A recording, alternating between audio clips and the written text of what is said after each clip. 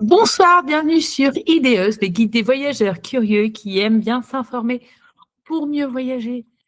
Je vous invite aujourd'hui à un podcast consacré à la location de voitures, aux agences que je recommande et à tout ce qui est réglementation, tout ce qu'il faut aussi intégrer pour éviter les mauvaises surprises. Et en Croatie, il peut y en avoir pas mal.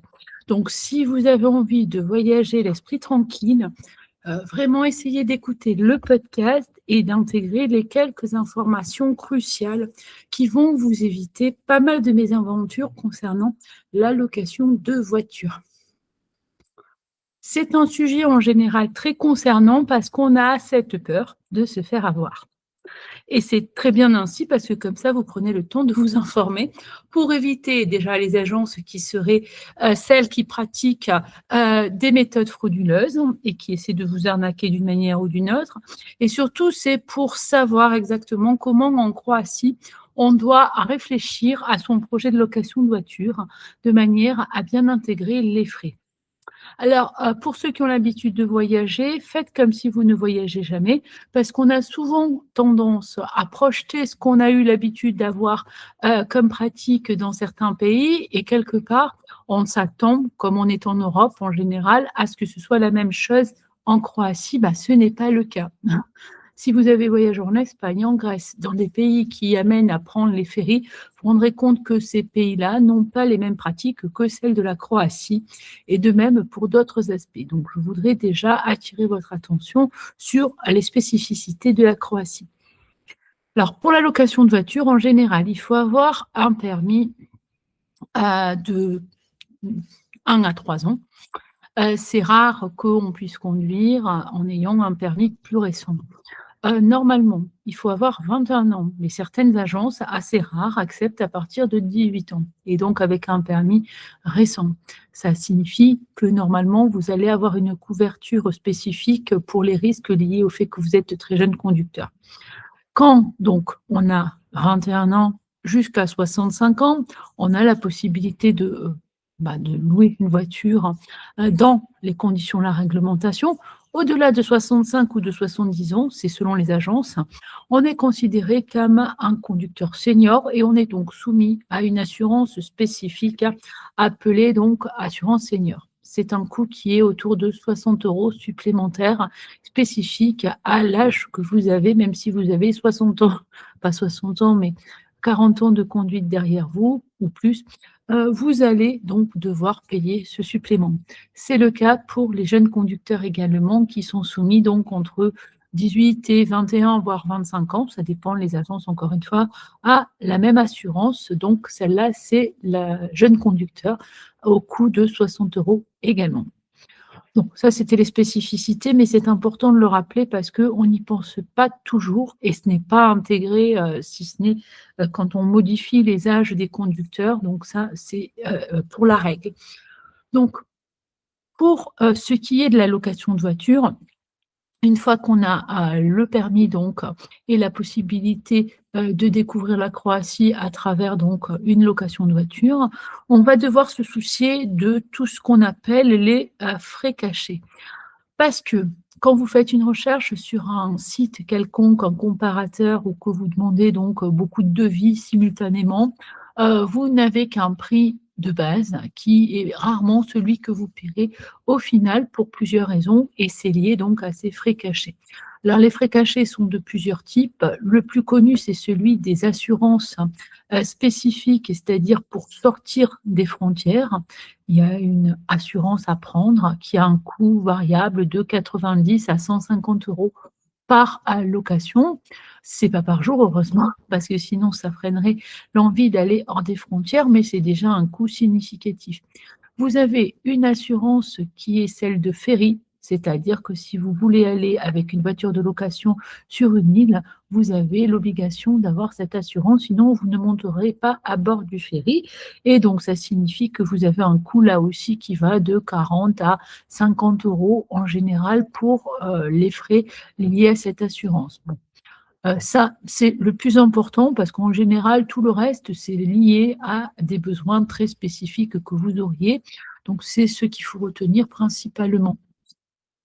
Ensuite, il y a donc la deuxième circonstance qui fait qu'on va augmenter le coût, d'une location, c'est le fait de ne pas avoir la bonne carte, bancaire pour le paiement et ça, c'est le grand classique parce qu'on n'est pas attentif ou qu'on ignore complètement qu'il y a une spécificité dans la carte ou que l'agence est vraiment une arnaqueuse et qu'elle a tendance à refuser des cartes alors qu'elle devrait les accepter et qu'elle utilise des prétextes fallacieux pour vous, faire payer plus cher et donc si vous avez des offres à prix cassé, que vous avez trouvé ça génial de prendre une location qui était 2 à 3 fois moins chère que les autres en apparence, bah, là, vous devez vraiment, être doublement, triplement vigilant parce que ce sont ceux qui presque systématiquement ont ces pratiques et vont vous arnaquer au dernier moment quand vous n'aurez plus la possibilité de changer votre projet. Donc, faites attention, il faut vérifier la carte bancaire quand on fait la réservation en ligne ou donc quand on va réserver et qu'on va payer en partie, vous devez disposer de la même carte bancaire quand vous allez sur place, récupérer votre voiture. Cette carte bancaire doit être au nom du conducteur principal, rien d'autre. C'est-à-dire que si vous comptez utiliser celui de votre femme ou de votre mari, alors que c'est vous qui êtes conducteur, ça ne fonctionnera pas et on peut vous refuser le véhicule. Donc la carte doit toujours être à celle du conducteur principal. Cela signifie que vous allez devoir ajouter un deuxième conducteur éventuellement, si vous êtes donc 2 et que vous payez avec une carte, mais que le conducteur prévu, c'est vous et non celui qui paie, bah, à ce moment-là, un deuxième conducteur va être ajouté et là aussi, il y a des frais le plus souvent, hein. Alors ça dépend, ça va de 40 à 60 € pour un deuxième conducteur, voire plus des fois, mais bon, normalement à 60 € on est bon. Donc vous voyez que déjà, quand on commence à chiffrer, le prix de base et le prix réel, ça risque de ne pas avoir grand-chose à voir. Une fois donc qu'on a, mis tous ces paramètres en place, on se rappelle donc qu'on paie avec la carte en question et peut-être on va être amené à réfléchir à la question des assurances parce que, comme vous le savez, vos cartes bancaires incluent de plus en plus maintenant des solutions pour, limiter les franchises ou pour les racheter ou pour, générer justement, des protections pour ne pas avoir à payer les assurances en question auprès des loueurs. Alors, je vous invite à la très grande vigilance en Croatie pour la raison simple que la majorité des agences, petites agences, en tout cas agences locales, ne connaissent pas ce système et ne le reconnaissent pas. C'est-à-dire que, même si vous, vous savez, que c'est possible, si elles ne l'acceptent pas, elles sont en droit. C'est leur politique qui compte, c'est la politique de vente, du pays et donc si elles ne veulent pas accepter cette assurance, rien ne les y oblige. Donc à ce prétexte-là, vous allez comprendre rapidement qu'il peut y avoir des mésaventures parce que si vous n'avez pas pris d'assurance parce que vous avez une carte bancaire qui vous permet de racheter éventuellement une franchise, il faut vous tourner vraiment vers votre banque pour savoir comment l'assurance fonctionne, ce qu'elle inclut exactement et comment il faut procéder donc localement pour être bien couvert parce que sinon ça risque de poser problème. Parce que les rachats de franchise, par exemple, supposent qu'on a pris une assurance et qu'on puisse donc avoir une amélioration par rapport à la condition d'assurance initiale. Donc si vous ne l'avez pas, le rachat va être très compliqué. Donc essayez vraiment de vous informer auprès de votre banque et ne pas partir vers des certitudes parce que souvent les agents, les conseillers ne sont pas les meilleurs pour nous dire exactement ce qu'il en est. Ils nous vendent un produit, hein, avec des cartes bancaires. Moi, la première, je me suis fait avoir, donc je peux vous en parler très à l'aise parce que je pense, souvent lire et comprendre ce qu'on me dit et bah, pour le coup, je n'ai pas bien compris, mais si, en fait, j'avais très bien compris, mais la personne qui m'a vendu le produit n'avait pas compris son cours, donc elle me l'a mal transcrit et je me suis donc retrouvée avec une très mauvaise surprise. Donc sachez que si vous devez utiliser votre carte bancaire avant toute réservation, prenez le temps de demander à votre banque comment cela fonctionne pour la location de voiture et de manière détaillée. Vous pouvez lire la brochure aussi, ça vous aidera à savoir un peu en détail, à avoir des preuves écrites aussi. Une fois que vous avez fait cette démarche, ben, le mieux est de contacter les assurances les agences pardon, locales, ou donc internationales que vous allez solliciter et de leur demander, par écrit si elles acceptent la carte bancaire comme assurance. Une fois que vous avez la réponse, vous allez pouvoir valider ou pas en connaissance de cause. Beaucoup vous répondront sûrement qu'elles ne savent pas de quoi vous parlez, ça signifie bien qu'elles ne reconnaissent pas, hein, parce que sinon elles sauraient de quoi vous parlez et vous n'auriez pas de souci, vous aurez la preuve par écrit, donc ce sera évidemment obligatoire une fois que vous avez fait la location, qu'elles acceptent cette assurance de la carte. Bon, pour que l'assurance fonctionne, il faut bien payer avec la carte bancaire, hein, tout ou partie. Donc en général, quand on fait un acompte, on a fait l'acompte avec, puis on va payer donc la suite lors de la récupération du véhicule pour la simple raison qu'il y a tous les frais que je viens de vous indiquer qui peuvent se rajouter. Donc le prix que vous croyez payer peut être modifié à cause de cette assurance que vous allez demander pour sortir des frontières ou celle pour emprunter un ferry qui n'avait pas été ajoutée initialement parce que rarement toutes ces options le sont dans le prix, même avec les moteurs qu'on ne peut pas s'adapter à toutes les réglementations de tous les pays, donc les moteurs restent basiques dans la recherche. C'est à vous de lire les petites infos en général minuscules, hein, ou les astérisques ou tout ce qui est bien caché. Enfin, c'est pour ça qu'on parle de frais cachés, parce qu'il faut ouvrir des onglets, il faut bien tout lire et savoir que c'est les frais qu'on aura à rajouter lors de la prise du véhicule. Je suis passée un peu vite sur l'élément très, très central des principaux problèmes, c'est celui de la carte bancaire. Pourquoi y a-t-il des refus de carte? Parce que la majorité des agences demandent une carte de crédit et n'acceptent pas la carte de débit simple. Alors, vous me direz, moi j'ai une carte de crédit. Alors, essayez de ne pas avoir trop de conviction. Faites-vous confirmer tout cela et même s'il n'y a pas credit card sur votre carte, il faut essayer donc de vérifier auprès de l'agence qu'il y a une possibilité d'autorisation bancaire pour que l'agence, par exemple, demande à geler, bloquer une somme pour la caution ou pour la franchise, enfin tout ce principe qui donc aujourd'hui est à la fois simple et compliqué, mais qui fait que en Croatie, on peut vous refuser la carte parce qu'il n'y a pas marqué credit card. Bon, si vous êtes donc dans cette position, vous devez vraiment confirmer la nature de votre carte, le fait de pouvoir donc bloquer la somme en question, donc faire une pré-autorisation, ce que fait l'agence quand vous allez prendre le véhicule, elle aura demandé à bloquer tout ça ou ça sera retiré de votre compte et ça vous sera reversé. Aujourd'hui, on est vraiment plutôt dans la démarche du gel, c'est-à-dire que vous n'avez pas la somme qui est débitée, mais elle est potentiellement bloquée, utilisable pour que l'agence fasse face aux frais qu'elle aurait, franchise donc, caution, contravention, enfin tout ce qu'on peut imaginer. Ah, c'est important donc de bien vérifier la carte. Donc l'intérêt à des agences que je recommande et vous allez comprendre rapidement, c'est qu'elles acceptent la carte à de débit et sans surcoût. Donc déjà, c'est super parce que, justement, vous n'avez pas trop de démarches à faire, hein. Elles vous prendront la carte en question. Certaines proposent d'ailleurs un paiement avec un virement bancaire, hein, si c'est plus simple pour vous. Si vous préférez la carte, pas de souci non plus. Là, on a quand même une certaine facilité et ce n'est pas rien parce que déjà, on n'a pas à se soucier de changer de carte au cas où on n'aurait pas la credit card et qu'il faudrait donc faire une modification. Bon, les banques le font dans des délais qui sont assez rapides, mais pas en dernière minute et souvent, c'est en dernière minute qu'on se rend compte qu'on n'a pas la bonne carte. Et quand c'est sur place, alors là, c'est vraiment bien trop tard. Donc, soyez vigilants avec la carte, prenez contact avec votre banque pour le vérifier. Si vous ne le savez pas, c'est toujours mieux. Alors, si vous avez eu l'occasion donc de déjà voyager, vous devez être informé de comment fonctionne votre carte parce que du moment que vous pouvez, enfin, c'est facile normalement de savoir si on a une carte de crédit. Ce sont des cartes qui permettent de reporter les montants des achats au mois suivant.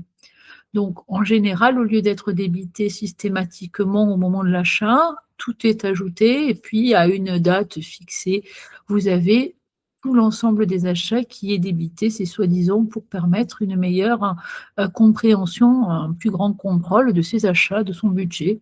Donc, si cela fonctionne comme ça pour vous, c'est une carte de crédit.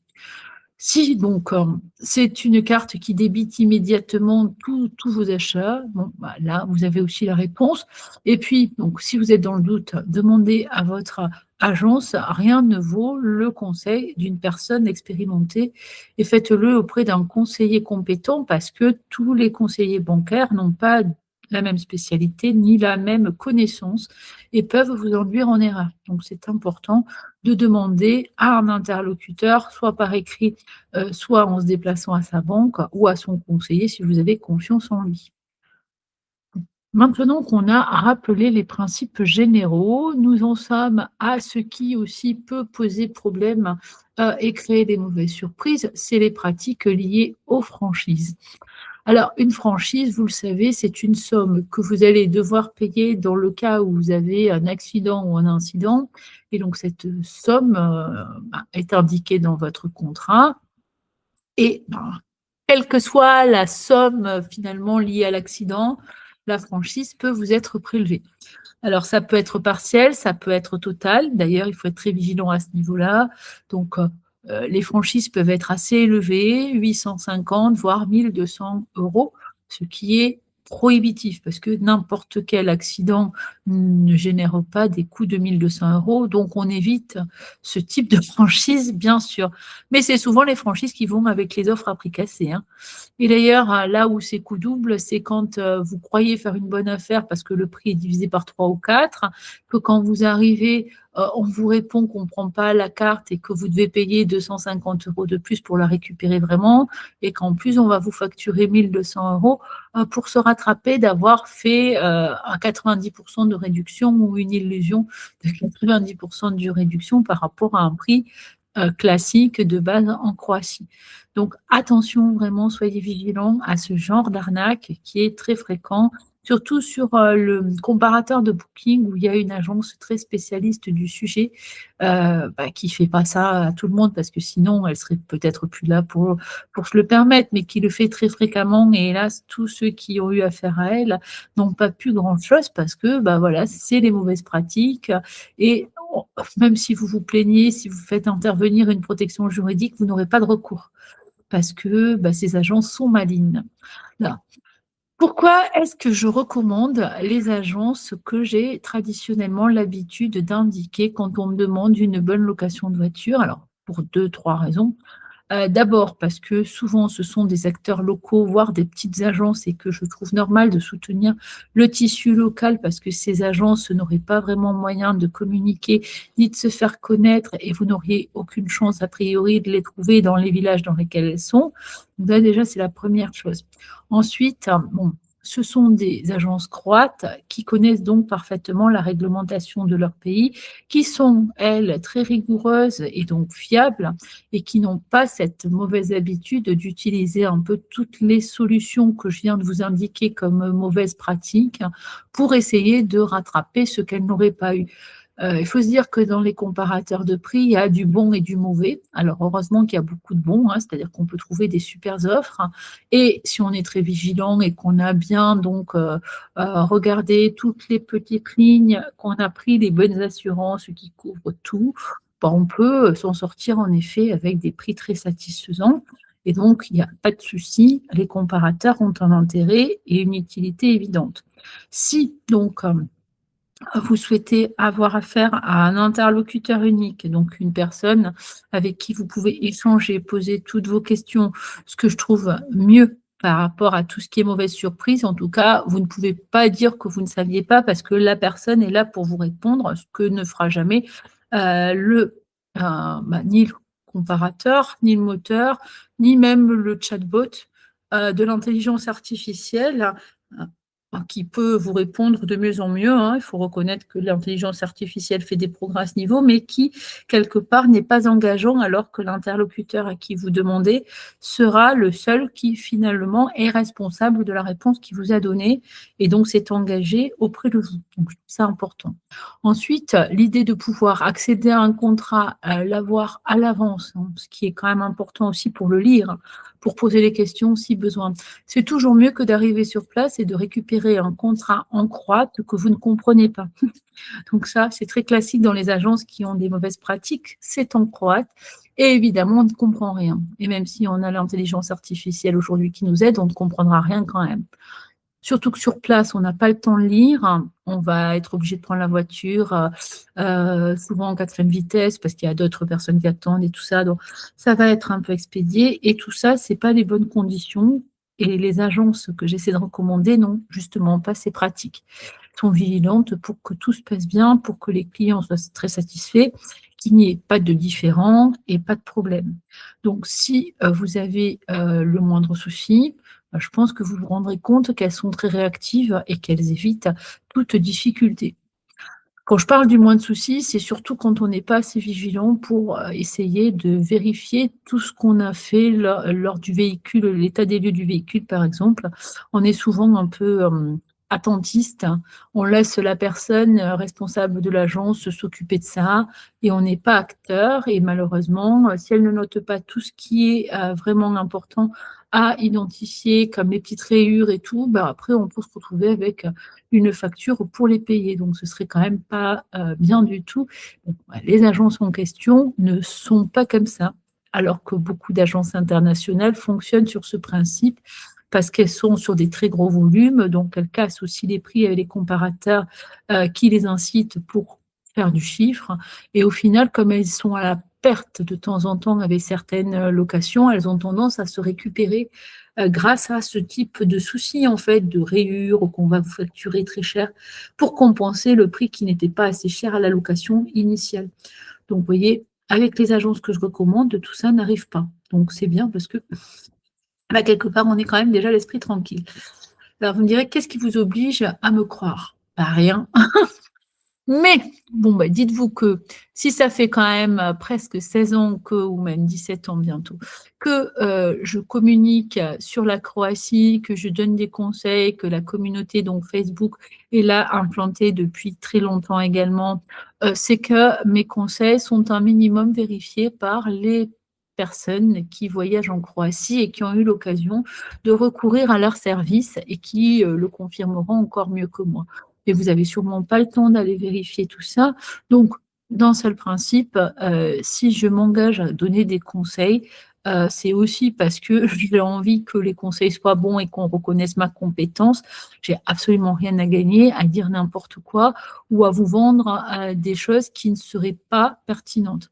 Alors en l'occurrence, pour ma part, vous pouvez aller n'importe où, il y a assez d'agences, c'est pas un problème pour les trouver, tous les moteurs. J'ai fait des articles très détaillés sur tous les comparateurs, les moteurs principaux, tout ce qui permet de trouver des locations de voitures. J'ai expliqué tous les systèmes, les brokers, les courtiers, donc tout ce qui est donc plutôt comparateur de prix où il y a pas de bah, il y a pas de lien entre celui qui vous propose le prix et celui chez qui vous allez débarquer pour une offre. Donc j'ai fait ces articles, très, complets. J'estime donc que ça prouve aussi, ma volonté d'abord de beaucoup détailler et beaucoup faire comprendre les choses qui peuvent échapper à certaines personnes qui n'ont pas une si bonne connaissance que ça, ni du voyage, ni de la location de voiture. Donc j'imagine que j'ai une certaine légitimité et j'espère que vous en serez convaincus. Donc les agences que je recommande en général, bah, c'est parce qu'elles sont fiables en termes de mauvaises pratiques. En tout cas, vous n'allez pas vous exposer à ces problèmes, ni du refus de carte, ni justement d'avoir des surcoûts de 250 €, par exemple, pour récupérer la voiture, ni de payer des franchises à 1 200 € pour une petite rayure qui coûte même pas, 5 €, avec une astuce comme toutes les locations de voitures peuvent avoir. Donc voilà pourquoi ça me semble important de vous recommander ces agences plutôt que d'autres. Alors, quelles agences je vous recommande? Nous allons faire un petit tour d'horizon pour que justement vous puissiez avoir bah, cet aperçu et prendre éventuellement les contacts. Alors, je fais un partage d'écran, je vais vous montrer en même temps que vous pouvez retrouver les infos dont on parle sur le site, alors sur le site Ideos bien sûr, Ideos Voyage, hein, via Google. Si vous êtes sur la communauté Facebook et que vous n'avez pas trop l'habitude d'en sortir, vous aurez donc les infos qui sont ici. Donc, fichier vous permet d'accéder à beaucoup d'infos qui sont répertoriées, alors qui ne sont pas classables, hein, malheureusement, donc elles sont simplement par ordre chronologique, mais je les remets souvent pour que à chaque fois que vous cherchiez, vous les trouviez pas trop difficilement. Donc ici, vous avez la location de voiture. Il y a donc tout un récapitulatif, c'est un dossier complet, enfin complet, c'est un dossier qui récapitule les articles utiles sur mon site IDEOS, par exemple, avec la possibilité donc de retrouver tout ce qui est réglementation, rappel important, conseils utiles. Donc ça peut être déjà une bonne base. Vous pouvez tout trouver en détail. Ici, vous pouvez demander un devis aux diverses agences sans vous embêter à leur écrire une par une. Ça peut être utile aussi. Je vous invite à passer par cette solution pour faciliter les démarches. Toutes les agences donc recommandées peuvent vous répondre et vous fourniront un devis en fonction de ce que vous leur avez demandé. Essayez d'être le plus précis possible par contre, parce que sinon il y a une perte de temps. Parce que comme ce sont des interlocuteurs humains, bon, ils essaient de répondre, mais s'ils doivent vous poser des questions parce que vous avez oublié de dire d'où vous partez, où vous rentrez, ou combien de jours, enfin, essayez de faire une demande précise si possible. Bon, ensuite, vous avez donc les agences que je recommande et donc il n'y en a pas beaucoup, mais un choix suffisamment varié. Et quand je dis qu'il n'y en a pas beaucoup, c'est-à-dire que certaines sont très locales, donc elles ne desservent pas toutes les destinations. C'est le cas de l'agence Lokin, par exemple, qui est dans un petit village dans la zone de Zadar et qui donc dessert uniquement Split et Zadar, surtout l'aéroport, hein. Peut y avoir des exceptions, mais sinon c'est Aéroport Split ou Aéroport Zadar. Donc cette agence est ma première recommandation parce que c'est la seule qui a 0 caution. Donc déjà ça c'est exceptionnel et surtout c'est la seule aussi qui a une franchise à 2 ans, 200 € en incluant une assurance de base qui est l'assurance moyenne. C'est-à-dire que déjà, quand on est couvert avec ce contrat, on n'a pas trop de problèmes, il n'y a pas grand-chose d'autre à rajouter, sauf si on veut vraiment prendre du tout risque, ça c'est un choix. Mais pour une franchise de 200 € qui en plus prise de façon partielle, parce que s'il n'y a pas besoin de prélever les 200, on ne vous prélèvera que ce qui représente le coût de la réparation éventuelle, on est vraiment dans un très bon compromis. Et surtout, tout est inclus, c'est-à-dire deuxième conducteur, jeune conducteur, les seniors, les frontières, le ferry. Donc, pas de frais cachés. Et avec un contact direct, donc par ce mail ici, vous aurez un interlocuteur qui vous fournit un devis en français et qui va vous faire à la gratuité de tout ce que je viens de vous indiquer. Donc, c'est en direct qu'il faut demander pour avoir toutes les offres et la gratuité de ces options. Ici, la deuxième agence qui, elle, dessert toute la Croatie. Donc, c'est pour ceux qui font des voyages d'un bout à l'autre du pays, par exemple. C'est une agence donc que vous pouvez contacter avec également un peu l'avantage lié à la communauté IDEOS. C'est-à-dire que si vous indiquez que vous avez connu par le biais d'IDEOS, vous aurez une remise qui est la gratuité de l'assurance moyenne, parce que sinon c'est l'assurance basique qui est obligatoire, hein. L'assurance moyenne, c'est un coût moyen, donc de 120 €. Donc, ce n'est pas négligeable et vous bénéficiez de cette gratuité en tant que membre de la communauté. Donc, encore une fois, à certaines périodes, il peut y avoir des remises qui vont de 5 à 10%, hein, donc sur certains véhicules ou des surclassements. Donc ça aussi, c'est bien parce que c'est les petits avantages liés au contact direct puisque vous pouvez négocier avec les interlocuteurs, ce que vous ne faites pas avec un moteur. Ensuite, nous avons une agence dont le représentant francophone s'appelle Mario Maric, donc c'est le seul francophone responsable des voitures, qui vous permet donc de contacter, parce que c'est important quand on contacte en direct, d'avoir à la fois, cet échange, cette possibilité de tout vérifier et aussi de pouvoir éventuellement demander, les petits avantages que les sites, ne proposent pas. Donc, si vous devez, choisir, l'agence, Adriagate, contactez Mario en direct. D'abord parce que vous aurez le devis avec toutes les explications nécessaires pour ne pas avoir à vous interroger outre mesure à cause des packs d'assurance qui sont pas si faciles à comprendre sur leur site. C'est-à-dire qu'on peut avoir un doute pour savoir ce qu'il faut prendre pour avoir telle ou telle couverture. Au moins, avec le contact en direct, vous allez anticiper ces difficultés et vous pourrez poser les questions. La 4e agence est celle, de Ante-Elez qui est basée donc à Split et qui dessert Rijeka, Zagreb et donc toute la Dalmatie. C'est aussi celle que vous trouverez sur l'île de Korčula, par exemple.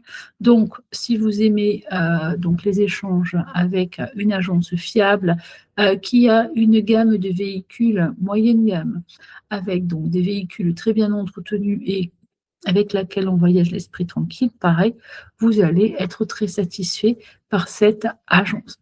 Et la dernière, il y en a 2 autres, mais l'avant-dernière, alors on va dire, c'est l'agence de Last Minute. Alors pas Last Minute, le site français, c'est une agence qui s'appelle Viator Last Minute et qui est une grosse agence croate qui est donc dans tout le territoire. Il y a plus de 30 bureaux, avec laquelle d'ailleurs travaille Adriagate. Et il faut bien savoir que même s'ils travaillent ensemble, les conditions ne sont pas les mêmes. Donc il est important de demander auprès des deux pour vérifier l'intérêt de l'une ou de l'autre par rapport aux conditions et aux assurances que vous allez choisir. Alors, pour une raison qui m'échappe et donc j'en suis désolée, mais je vais aller chercher l'information ailleurs, il manque un interlocuteur qui est une agence basée à Dubrovnik et qui vous permet là aussi d'avoir donc, un bureau, du côté de l'aéroport. On va essayer de voir avec,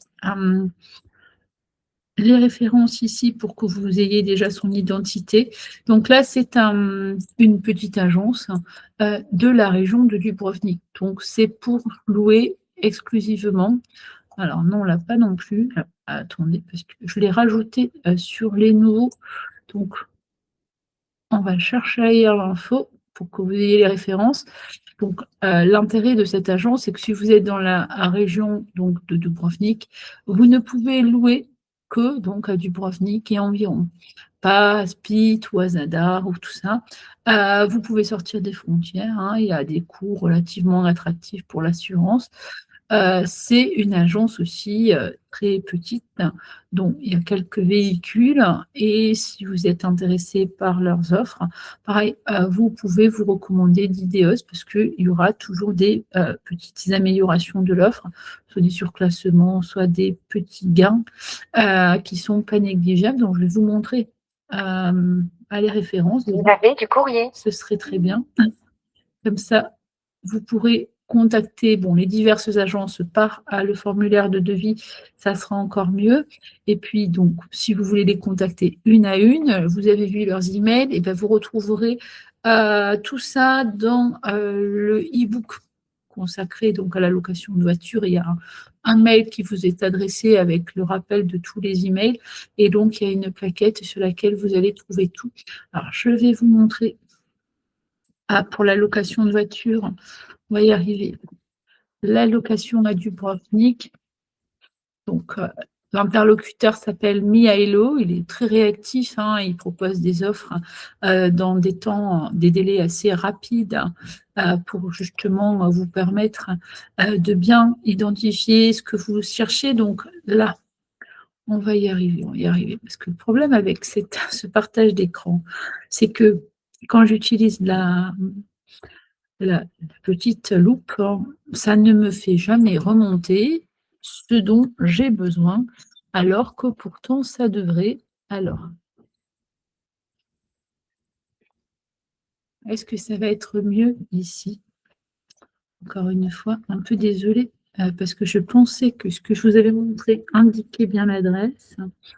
Mais ça n'a pas l'air d'être le cas. Alors, plutôt que de s'embêter à chercher un peu inutilement, je vais vous indiquer donc par écrit, à quoi ça ressemble. Alors du coup, donc partage d'écran, on va y arriver. Partage d'écran, partage d'écran. Donc, je vous l'indique ici, hein, désolée, parce que c'est pas très pratique. Alors,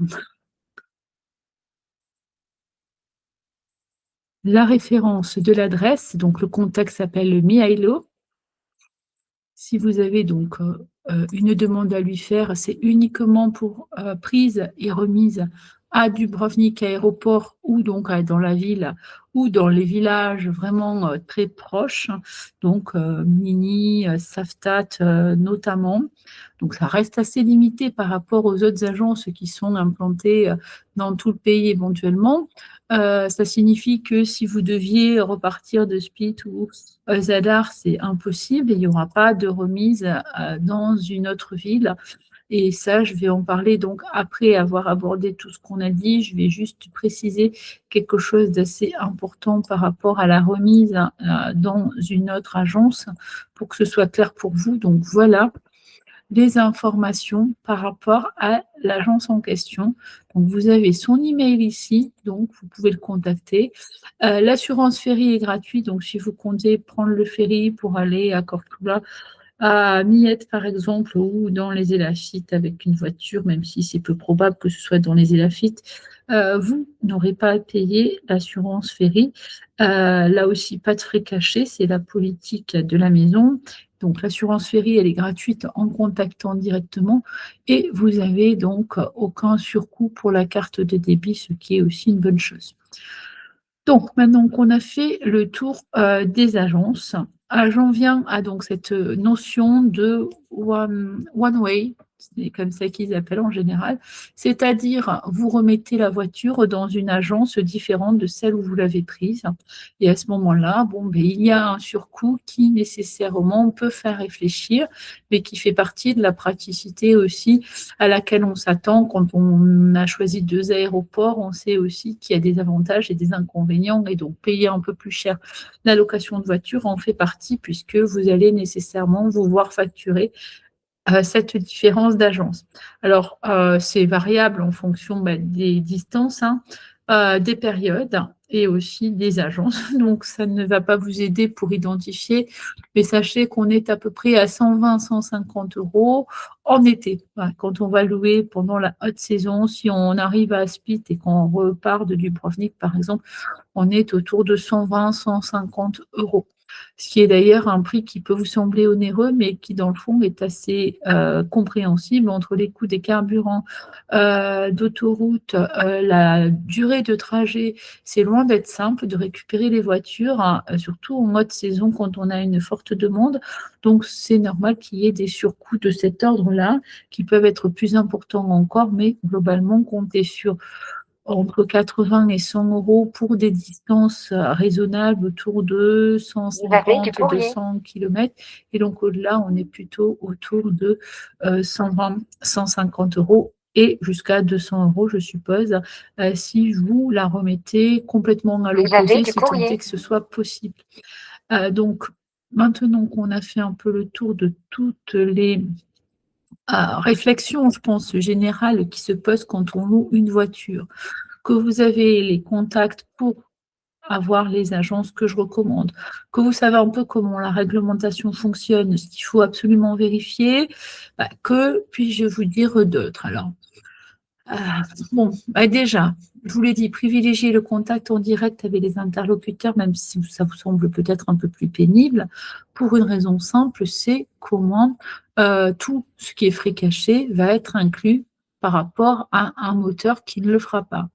Ensuite, pour des questions de fiabilité, parce que tous les emails peuvent être reçus comme pièces en cas de problème, donc il vaut mieux toujours procéder ainsi. contacter votre agence bancaire pour savoir comment fonctionnent les assurances liées à la carte bancaire, parce que là aussi, ça peut être assez confus, assez compliqué, et on croit être couvert alors qu'on ne l'est pas. Si vous voulez passer par les comparateurs de prix, ceux dont je ne peux pas vous empêcher, si vous avez l'habitude, si vous savez comment ça fonctionne, si vous lisez tout comme il faut, le seul souci d'un comparateur, c'est que c'est pratique pour avoir tout d'un coup des tas d'offres, mais comme il faut tout lire pour avoir le détail de chaque offre, puisque de l'une à l'autre ça change, on ne gagne pas beaucoup de temps si on est scrupuleux. Si évidemment on fait abstraction de tout ce qu'il y a à lire, voilà, il n'y a pas de souci, mais vous devriez quand même tout lire. Donc, si vous passez par les comparateurs, il y a plusieurs outils qui existent, hein. C'est-à-dire que vous avez ce qu'on appelle le comparateur pur et simple, type Kayak, Skyscanner, Omio. Enfin, ce sont des comparateurs, Booking aujourd'hui, qui est un comparateur, qui en fait a plein de partenariats. En fait, il identifie toutes les offres, il les fait remonter avec votre demande, donc vous obtenez ces offres en question, et puis lui vous redirige vers le partenaire en question. Alors, il gagne quelques centimes pour les transactions, mais comme il y a des millions, ça devient des millions. Donc, c'est sans responsabilité pour le comparateur, donc vous l'avez utilisé, mais il n'est responsable en rien de ce qu'il vous a proposé. C'est votre problème et votre relation après avec le prestataire que vous avez choisi. Bon, moi, ça, j'aime pas trop ça parce que c'est quand même là qu'il y a les problèmes, puisqu'il n'y a aucune responsabilité facile à identifier. Vous avez les brokers, donc les courtiers, c'est des spécialistes qui sont un peu comme le comparateur, sauf qu'eux ont négocié les contrats, donc ils les proposent en leur nom, et donc les agences vous livrent les véhicules avec des conditions qui ont été pré-négociées par le courtier en question. Le courtier est engagé en partie, c'est toujours mieux que le comparateur. Et donc, ils vous vendent un service. Souvent, l'intérêt de ces courtiers, c'est qu'il y a des assurances, par exemple, qui sont beaucoup plus intéressantes parce qu'il y a des packs plus économiques que ce que seraient les assurances en direct.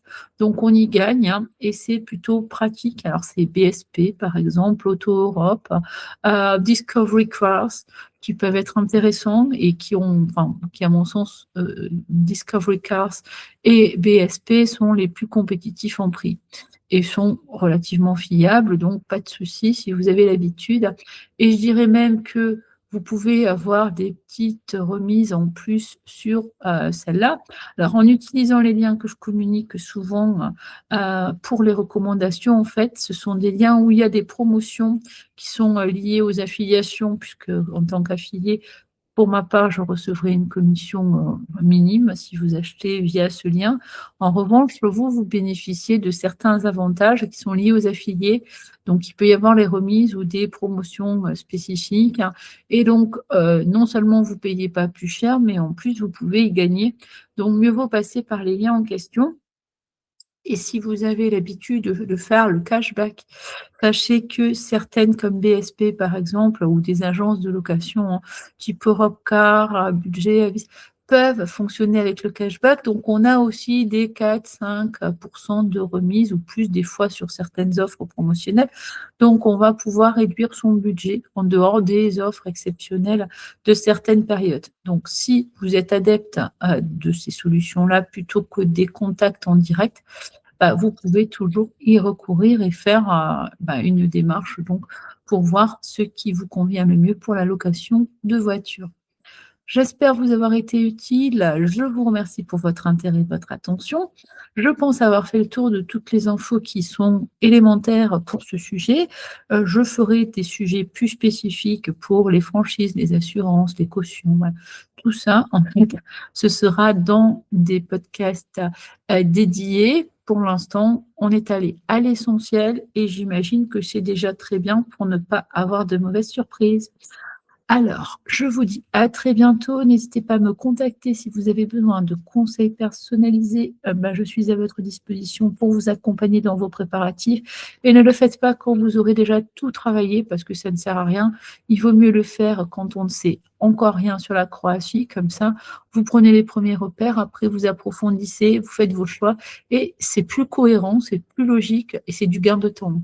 Parce que si vous avez tout fait et que je enfin, vous explique que ça ne va pas parce qu'il y a des erreurs ou il y a des choses qui fonctionnent pas, vous allez peut-être pas très bien le prendre alors que, voilà, ce serait plus simple d'éviter les choix, mauvais peut-être ou erronés, dès le début. Donc, merci, pour, la démarche de confiance et à très bientôt pour de nouveaux sujets. Surtout, vous le savez, restez curieux parce qu'on ne l'est jamais assez. À bientôt.